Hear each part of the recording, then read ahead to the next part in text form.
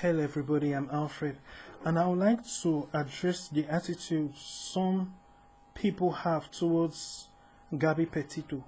And a fellow tweeted, if you are white, think about it in your own experience first. Can you name a single person who was reported missing that was not a white woman? I'm guessing most of you cannot. Non-white women and men of any race don't get this saturation level of coverage on cable and everywhere else. Now, my response to this is very simple. You see, the reason is that the killers of those who are African Americans and those who carry out violence towards African Americans are also African Americans. That is why that gets swept under the rug. How many thousands of people have been killed in Chicago since George Floyd?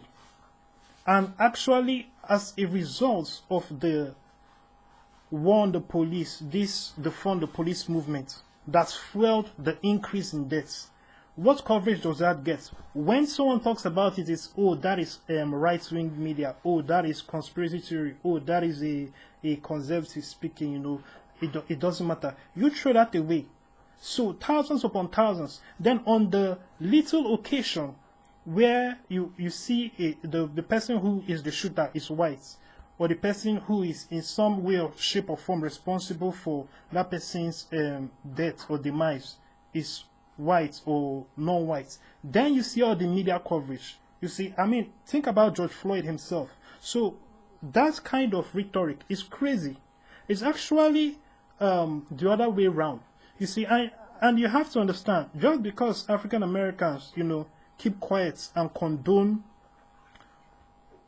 crime within themselves, chocolate on chocolate crime, those who have chocolate skin, killing other people who have chocolate skin.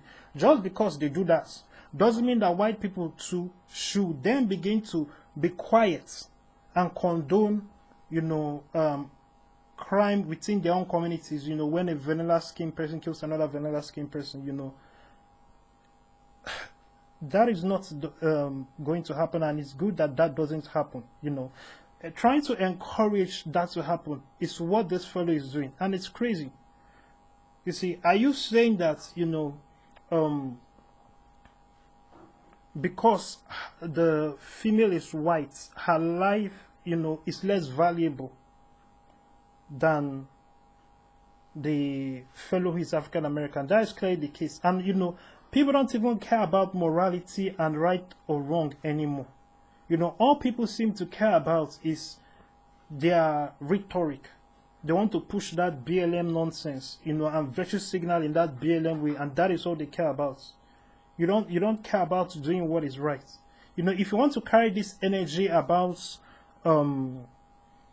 reporting, when crimes are committed against white people, understand that the person who carried out the crime is also white, But if you want to carry out this energy, take it also with when African Americans are busy committing abortions or joining gangs and killing each other.